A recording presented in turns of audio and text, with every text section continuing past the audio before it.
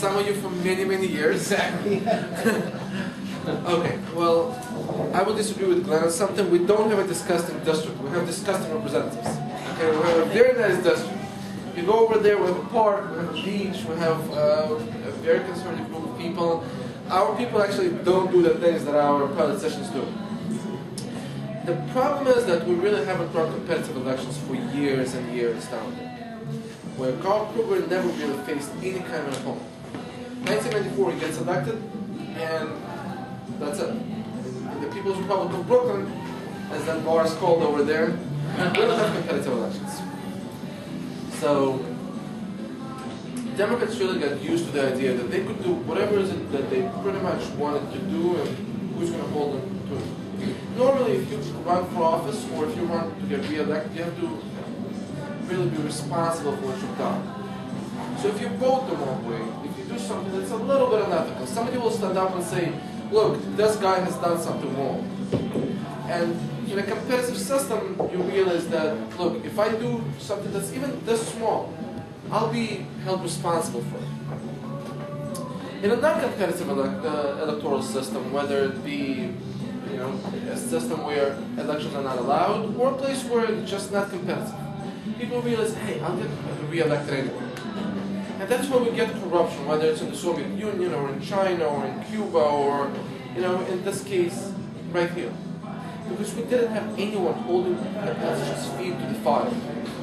And a few weeks ago, there was an infamous video where my opponent brutally and viciously attacked me. To the point where Jewish organizations that have never really stepped up to side with or against any candidate came out to condemn my opponent. But what's more interesting besides the attack on me is what was said right before the attack. And he began saying that, look, with Bob Turner, Republicans in Southern Brooklyn got hope. And if I, meaning Federer, lose, Republicans will be coming after all the other people. Because for years and years, you would have local people vote for Rudy Giuliani and for Mike Bloomberg and for John McCain and for George Bush. And they would say, look, at the city level, that's never going to happen. At the state level, it's never going to happen. Sure, they can vote for a Republican for president, but they're not going to do it for a local election. And I was looking at registration numbers, even like 06, 07, 08, when it was really bad for Republicans. And every single half a year when the Board of Elections would come up with new numbers, we would see repeatedly better numbers for Republicans, worse numbers for Democrats. These are the worst possible years for Republicans, when we were losing all over the United States. In Southern Brooklyn, my district and council and assembly districts near my Senate district, you would see Republicans actually gaining. In the worst years, I'm not talking about recently, when it was actually a couple of good years for Republicans. And nobody really paid too much attention to it. I would say, look, elections could actually get competitive, and people would be like, no, not good. And then Bob Turner comes in, and in my Senate district, he pulls 66% of the vote. He actually lost outside of my Senate district. In like all those other areas, he actually lost there. Inside my Senate district, it was 66% of the vote. And a couple of years earlier, when John McCain was running for president, again, it was a really bad year for Republicans. And again, we saw John McCain lose in 53 out of 62 Senate districts. He won only in 9 Senate districts statewide. He won in only 2 of them by double digits. And 1 of them was my district. And that was the worst year for Republicans in half a century, maybe more.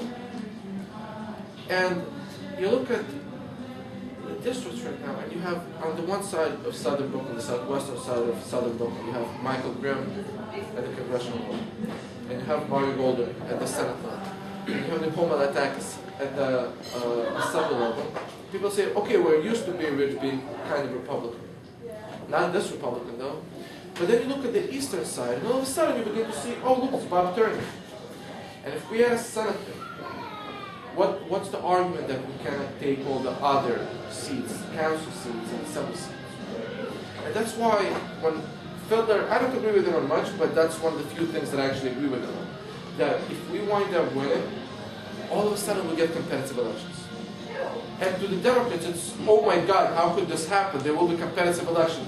I was born in a country without competitive elections. I came to the one with. Okay, there's a reason for it. Okay? It's better when there are competitive elections. It's good for your soul as a politician to stand there in front of your voters and say, this is what I believe in, this is what I've done. I've been there for 2 years or 4 years or 6 years in office, and this is what I try to do and this is what I will do. When you know you'll get re-elected, it is just not good for the system. And this election will change things. Because there will not be an excuse for anywhere in Southern Brooklyn for it to be non-competitive. And from there, it might actually spread elsewhere in Brooklyn. But down there, it's a game-changing election. Which is why it's really gotten this vicious from the other side. I mean, the other side, they've called me the most ridiculous names. I mean, I'm Jewish, I'm a Zionist. Jonathan knows how, where I stand on issues, and all of a sudden my opponent calls me a Nazi and a skinhead. The reason is I wrote an article about Jews and Palestinians being genetically similar. Some idiot decided to link to it 7 years ago. I never even knew about it. And they said, oh, because somebody linked to you that you're responsible for it. Really? Really? They've attacked my mother for giving me a donation, legal donation. They've attacked my mother for getting a job as a social worker a few years after coming to the United States, because before that, she didn't speak English, she was cleaning other people's apartments. Then she gets a job as a social worker, she gets attacked. They've used all sorts of ethnic slurs against me. I mean, it's really gotten ridiculously, unbelievably vicious from their side. And the reason it has gotten historically vicious, I mean, when I say historically vicious, it's not because it's against me. I mean, you look at organizations like Agudat Israel, they've never taken sides. They don't take sides. They came to a press conference, they said, we're not endorsing anyone, but the attacks from the other side are just an outrage. On their own side, I mean, the Democrats themselves, they're saying they've gone beyond all acceptable lines of political discourse. It's been easily the most vicious assault against any candidate since I came to the United States. And the reason for it is precisely because the Democratic Party knows that their job security is on the line. They think they have some sort of tenure. Once they get elected, that's it. And with this election, their tenure will be gone. This is a historic election in every sense of the word. The Republicans agree with it, and Democrats agree with it. It's historic. We're about to change the way Southern Brooklyn operates. We're about to change government. We're about to change the idea that the Democrats can do whatever they want and they can never leave office unless they've taken away in handcuffs. That's the only way they used to leave office, to retire or to get arrested. We're about to change that. And that's good for democracy, whether you're a Republican or a Democrat or an independent or a Green or a conservative or anything else. It's good for the democracy. It's good for all of us. We're going to win this race, and we're going to actually do stuff. Do stuff that people actually want us to do.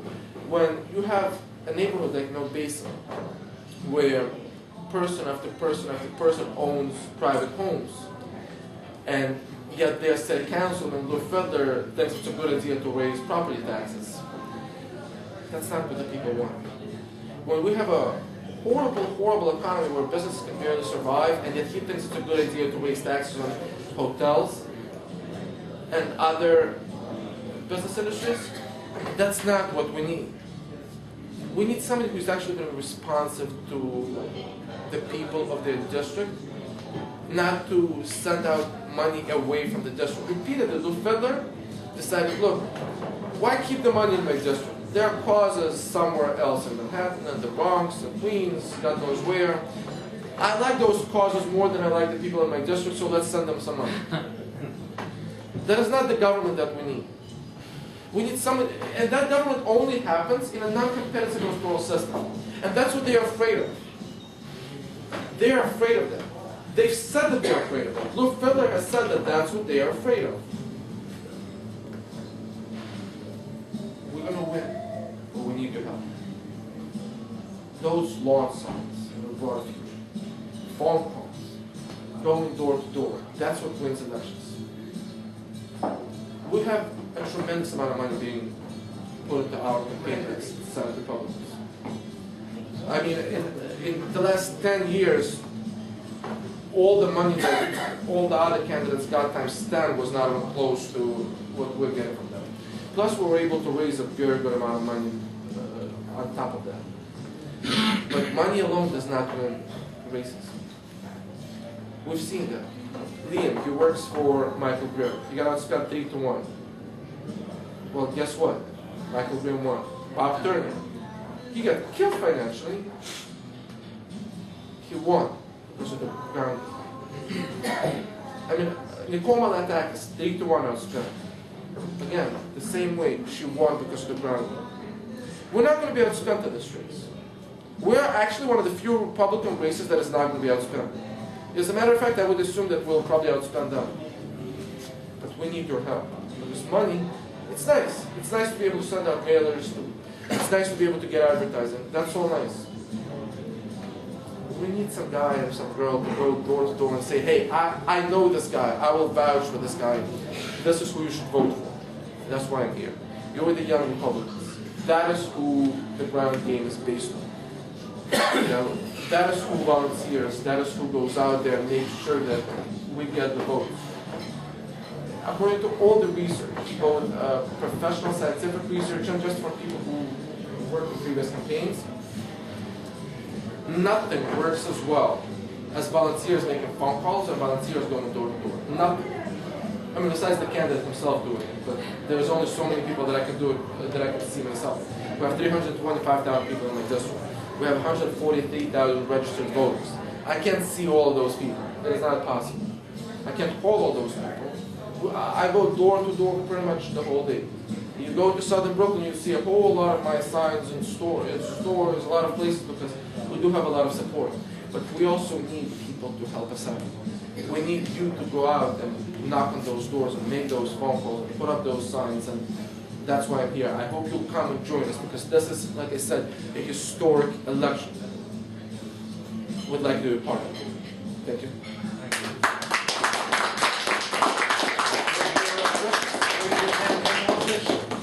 It's 2658 Coney Island Avenue, off Avenue X. It's Coney Island and Avenue X.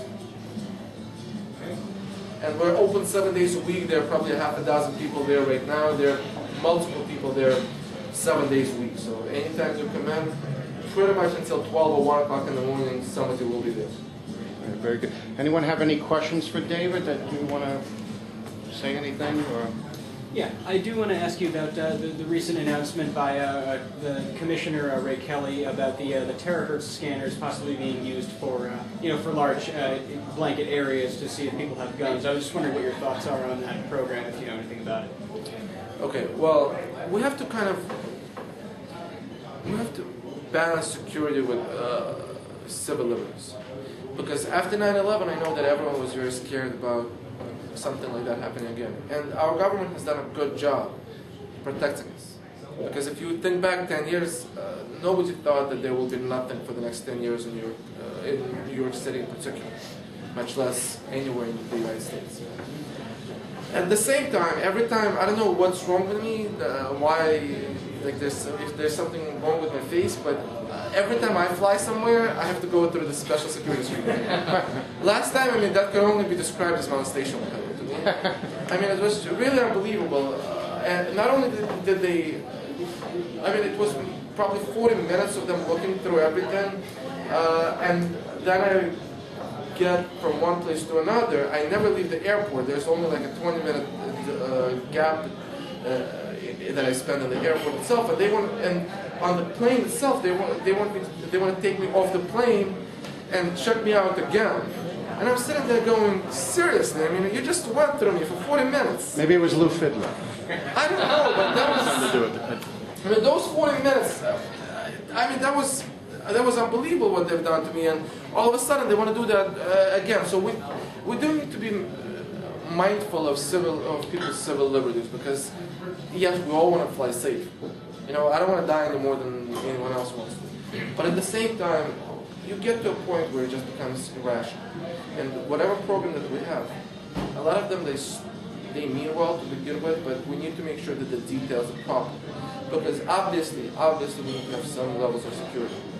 You know, and this is New York City at the end of the day. You know, we have places like New Year's at Times Square. You know, a lot of people. We put up a bomb there that takes out a lot of people. There are a lot of people who hate Americans. You know, a lot of people. We've seen that in 9/11. We've seen that in 1993. There are a lot of people who are out there to get us. But at the same time, I mean, I'd like to go through airport security one time and not have to go through additional screening. I don't know what's wrong with me, but apparently I have there's something wrong with the way I look that people think I'm a terrorist or there's something or other. So that's really my concern, that it needs to be structured. It depends on how they're structured, essentially. You know, you can't chop tomatoes the same way you chop wood, right? Like, you don't do it the same way. That's what I mean here. They have to be careful with what they're doing. Lou, do you have maybe more on that subject? Because it's new. A lot of people never heard that. Yeah, well, I mean, one of the major the issues with that was can they do it without a warrant? You know, and that's one of the big things. I mean, 'cause that's kind of like a good check. It's like requiring that a judge give you a warrant for a specific area if you suspect in a certain day. You know, there's likely. Well, from what I understand, it was a little different. It was actually that suspended the papers gave, but. In an emergency situation, the government is allowed to not use a warrant. In a non-emergency situation, the government should not be allowed to not use a warrant, essentially. So if you see somebody on the street and they're running away, you can't be, as a cop, told, "Oh, look, you got to go to court right now," because obviously they'll run away. You are allowed to chase after them, and you are allowed to, you know, if you have a reasonable suspicion that they may have a weapon on them, then you are allowed to go through their body to make sure that they don't have it. On the other hand, if it's something that we're just stopping more or less random people, you do need a warrant. You know, even if it's not random people, even if it's someone that you suspect may be building a bomb, but they're not in the process of it right now, but they're just thinking about it, talking about it, you have an hour to go to court. By law, you should go to court. That's the way that the law operates. That if it's an emergency, it's one thing. If it's not an emergency, then go to the judge and have the judge decide. You know, so that's really where the law breaks down here. Do we want to give police a little bit extra powers beyond that? Okay. Anyone have any other questions for David? Marty? With this redistricting mess going on moving? Well, there are several different maps that are being discussed. One of them was proposed. There will be other stuff coming. I will be running no matter what in this district. I have a very good relationship with the leaders of all the relevant communities in this district. So the Russian community, the Orthodox community, so it really doesn't matter. I'm Jewish, I'm Russian, it doesn't matter. I think most Jews don't really differentiate themselves within the Jewish community as much as people think they do. You know, when I was on the other side of the Iron Curtain, the people who were out there saying let the people go and let Russian Jews out of the Soviet Union, they didn't say, well, we're fighting for someone else. They were fighting for their own community. So most of the people in this part of Brooklyn, that part of Brooklyn, they actually come from the same place that I come from. Because who gets your district, Monty and well, there's several. Parker? Like I said, I don't foresee those lines remaining because the governor decided to probably veto them. So the only way that there will probably not be a veto is if they're changed to form. I do see that there will be a change. Having said that, regardless of what happens, it doesn't. I mean, I have a very good relationship with the leaders of the Jewish community, just as I have a good relationship with the leaders of the Russian Jewish community. So it's not, the differences are not as big as people realize, especially having grown up in Borough Park most of my life. I mean, I actually moved into Brighton Beach not so long ago. I lived in Borough Park longer than I lived anywhere else in my life.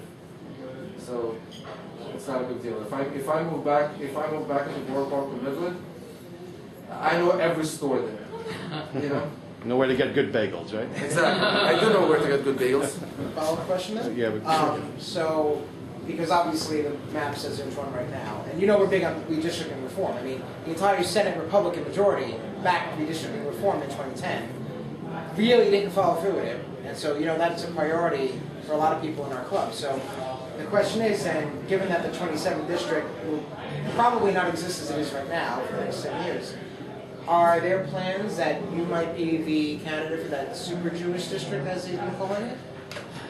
Like I said, Since you mentioned moving back to Borough Park Midwood, which happens to be like I registered said, I will be running in November, no matter what the lines are. I'm not privy to inside baseball in Albany.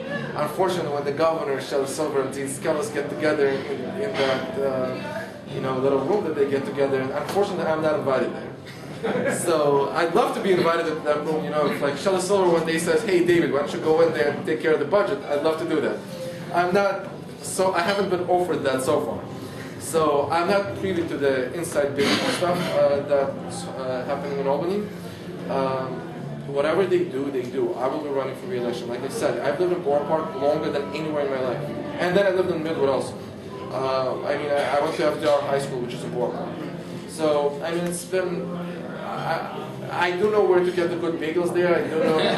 I do know the shoes there. I do know everything there. So it's my neighborhood. Very good, very good. Thank you, David. Anyone else? What was your emotional reaction when you read in the New York Times that they said political analysts said you were the overwhelming favorite to lose this election? It's one of those things that we've actually discussed, that it's lazy journalism, that they keep on repeating 3-1 Democrat, 3-1 Democrat. It doesn't matter in that district what they are. I'm walking door to door, and I have yet to have people tell me, especially with the Orthodox Jews and the Russian Jews, that being a Republican is bad, and that's even for people who are registered Democrats. In both of these communities will do very well. Let me put it this way, in any election, the person who attacks, the person who's the most vicious, is the person who's losing. Well, you don't start throwing out words like Nazi if you think you're doing well, okay? That's not what you say. You want to not rock the boat. If you're up, you want to not rock the boat. As soon as you start attacking the other guy's mom for getting a job, for giving a legal donation, for all those things, that's a sign that you're not doing well. So it's a little bit of a lazy journalism, but the truth is that the two dominant communities in that district are Russians and Orthodox Jews. Both are very conservative. The next largest one are Italian Americans. Again, another very conservative demographic. So we'll do very well with all three of these demographics. We are the favorites. I've seen our polling data. We're not going to release it, but we're doing well. Let me just comment to that. The New York Times doesn't know what the hell they're talking about. The last 3 elections I worked on, Michael Grimm, Bob Turner, and Eric Ulrich, they called us underdogs. In particular, Michael Grimm, they had us down by 20 points. Yeah. At one point, we won the primary, we won the election. The same thing happened with Bob Turner. The same happened with Eric Ulrich. Let me tell you something. When you're on the ground with David Storobin, you can see the feedback. This is something the Times just isn't privy to. And the reality is, he is gaining momentum. On top of that, he is going against, from many points, a democratic machine, an incumbent politician who's been there forever. And the fact that we are where we are, the feedback we're getting in every community is good news. The Times is wrong. The Times is wrong now, and the Times has been wrong. In the past couple elections that I've been a part of, and I'll tell you what, they don't want to see the writing on the wall. Maybe it's that they don't want to believe what's going on, but it's right. And to talk about what he said that Lou Fiddler is talking about, it's right. They don't want to give this ground up. But the reality is the people of these communities are fed up with one-party rule. And they're giving this guy a shot. And you know what happens? When they meet David Storobin, they like David Storobin. There's 2 kinds of voters out there, in my opinion. There's David Storobin supporters, and there's those who haven't met him yet. And I think this guy's going to win. I think so. So screw the Times. We weren't walking on the Screw the board. New York Times. You can vote me on that. We weren't walking on the boardwalk. The excitement there was unbelievable. That's fit to print. It was really unbelievable. The excitement that we got. Everyone's reaction was like, "Oh wow, this is beyond anything that we could have imagined." The New York Times reporter, interestingly enough, in the middle of the interview, she came to my office. And she asked me something, and I said, well, you got to stand with the community or something. And I guess she thought that I was referring to the Russian community, which I didn't. I referred to the whole district. And she said, and the community stands with you. And I'm like, what do you mean? And she's like, yesterday I went walking around Shipshead Bay and I asked a whole bunch of people who they're going to vote for, and all of them said they're going to vote for you. So how I'm the underdog after every single person that she's met said they're voting for me is a little bit surprising, you know. But it is what it is, you know. Let them underestimate us. They're welcome to do that. They're also welcome to see how many signs we have up. They're welcome to see how many volunteers we have. They're welcome to take a look at how many phone calls we've made. And let's see how many people there are on the other side. You go into Southern Brooklyn, you look at our signs, you look at their signs. I bet that we outnumber their signs by about a factor of 100 to 1. Okay, so that tells you something. I haven't seen one of those. Theirs? I haven't. Well, it's right next to the boogeyman and all that. You know, a leprechaun and the boogeyman and all those things. Like sort of Lucky Charms? Yes. What is that? I swear to God. You haven't taken it down. Oh, okay. Hi, David. You might have addressed this at the beginning, but from a practical point of view, in addition to the Republican and conservative lines, what is the status of your attempt to get a third line for the special? Are you going to be on a third party line? We're not looking at a third party line. There was one party, the school choice party, that tried to get us on that tried to get us. We didn't really participate in that because we wanted the line, but it's a special election. We need to reach out. We need to reach out to the people that we need to reach out to, and it's not just going to be the Republicans voting for us. You see a huge number of Democrats who are joining with us, and like I said, Southern Brooklyn Democrats and Northern Brooklyn Democrats are very different Democrats. Southern Brooklyn Democrats are people who voted for McCain. Right. Northern Brooklyn Democrats are people who volunteered for Barack Obama. Yeah. Speaking of which, my opponent was a delegate for Barack Obama, so, and Barack Obama is not very popular down there. Like, it would be an understatement to say that he's not very popular down there. But we saw that in the Bob Turner election, so really, the two lines should be more than adequate for you to be victorious. Yeah. I mean, I think we're going to be doing very well. Our polling data is very good. Having said that, we don't count all the dead people who vote for the Democrats. Because, you know, if you know, there's a Jewish blessing, may you live to 120. There's a Democratic blessing, may you vote till you're 120. But you will have to take that into consideration, that we do have to make up with live people who live in the district for all the people who don't live in the district and who are not alive, who will be voting for my opponent. What do you make of Fiddler sort of walking back those neo-Nazi comments? He's sort of being like, I never said that, you know, I used the wrong phrase, I meant ties to groups when I meant linked by, that sort of Well, here's the thing. He said, well, I didn't say ties, I meant links. First off, I didn't have links to them either. There's a difference between somebody linking to me and me linking to them. Somebody linking to me, they didn't even say we like this person, they just discussed something. There are 80,000 results for my name. Like, Google my name, David Storobin, there are 80,000 results. Statistically, there are more than like 2 or 3 or whatever crazy people for every 80,000 people. You would expect there would be a lot more crazy people out there, out of the 80,000 people who could have potentially linked to me. I say that's pretty good. You know, out of 80,000 people, if you stand on the street, you'll meet more than like 2 crazy people on the street if you see 80,000 people, right? I mean, I say that's pretty good. But I didn't have links to them, I didn't have ties to them, I had no idea who they are, I didn't know that it happened. Believe it or not, I don't Google my name and go through 80,000 results. You know, it's the most ridiculous claim, and he had to back down because everyone around him said that this was an outrageous claim. And I was speaking to one city councilman the other day who's decently supportive of Fiddler, and he's like, well, if I thought that was true, I would never speak to you right now. And he's like, I called him and I said, you gotta not do this because it's a ridiculous claim and it makes all of us look bad. And that's somebody who's a Democrat who's supportive of Fiddler. So it's one of those things that just because you're desperate to keep a one-party system does not mean that you need to throw out the most disgusting attacks out there. You know, I am somebody who's organized demonstrations for Israel. Skinheads don't organize demonstrations for Israel. I promise you that. I promise you that, okay? So this whole idea that it's cheap mudslinging and really backfired on him, and I hope that he starts talking about issues.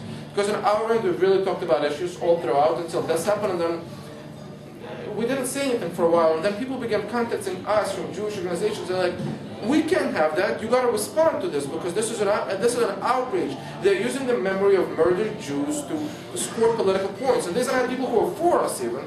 These are random people. And then you look at the comments under the video where he made those comments, and all of them were attacking Fiddler because it was. I mean, to be honest with you, when I saw them, I was horrified, and then I woke up in the morning and I looked at the comments, and I almost was on the verge of crying because like I was afraid the night before that people would just read the headline and that's it. And people really understood the issue. People really understood what happened. And when CBS 2 did a segment in it, there was a political science professor who was asked, "What do you think that means?" And he said, "It means there's a competitive election." Well, guess what? Just because there's a competitive election doesn't mean that we throw out words like that. Let's go back to talking about issues. I support vouchers. He doesn't. I support lower taxes. He supports higher taxes. If I'm wrong, let him explain why I'm wrong. If I'm right, I will explain why I'm right, and then we'll let the voters decide.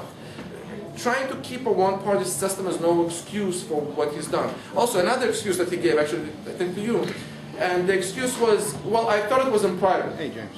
Which I didn't realize that it's okay to use slander and defamation so long as it's in a private company of supporters.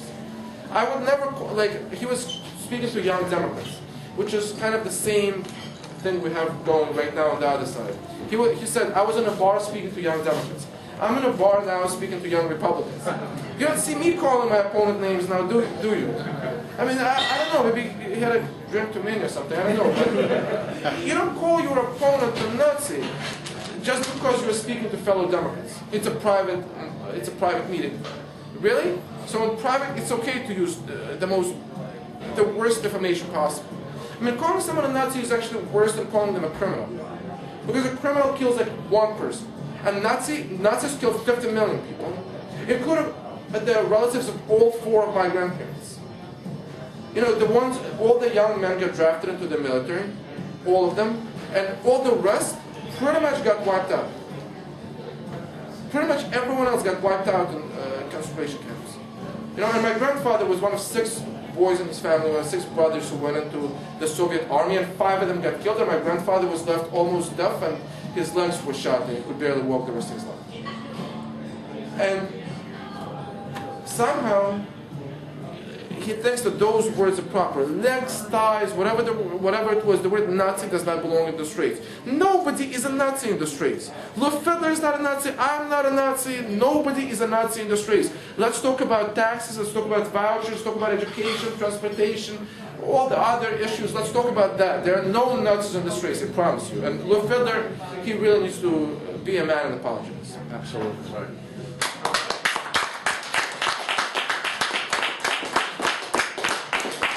Anyone else have anything else? Are we gonna, good? Thank you so much, David. I urge everyone to please go out and if you have a place to put a lawn sign, we've got a few lawn signs, please take a few. Because even if you're slightly out of the district, that's fine. You know, people do move. People are not trees. You know, they do move from place to place. So if you're in the district, or close to the district, please grab a lawn sign, okay? And please come in 7 days a week. I mean, pretty much the whole day, from morning until late at night. Somebody's there. Multiple people are there. I was there yesterday on Brighton Beach. Was it Avenue? Coney Island Avenue and Brighton Beach area, handing out palm cards for him. So if you have an hour or two, whatever it is, on a weekend or a weekday after work, whatever you think you could give, he would appreciate that. We would appreciate that as an organization, so we could have him elected as our next state senator. Also, if we could. We're going to put on our website again for more volunteers and link it to his website also, so that way you know where to go if you forget where the campaign address is. And anything else? Yeah. One last thing I want to just reiterate. You know, the last couple of campaigns, Republican campaigns that have been very successful, are really all due to the volunteer efforts that were there. You know, as David said, the Democrats were used to winning time and time again because Republicans run, maybe they've given up, and the fact of the matter, they're starting to see more and more volunteers. You saw that with Turner, you saw that with Brin, you saw that with Eric Ulrich. You're seeing that again in his race. If we get people out there to make the phone calls, to knock on doors, we're really going to push this candidate to a victory. So please get out there. An hour of your time is just so valuable, really. You know, we know what the other side is doing because we see them. If we see them in the street with 5 guys and we're out there with 10, we know we're beating them. It's visible. So please, an hour of your time is so valuable. Please stop by the campaign headquarters, make a couple of phone calls, go to a train station, hand out some palm cards, knock on a door. It really is going to make the difference. Thank you. Please. Thank you, ladies and gentlemen. Thank you. Thank you.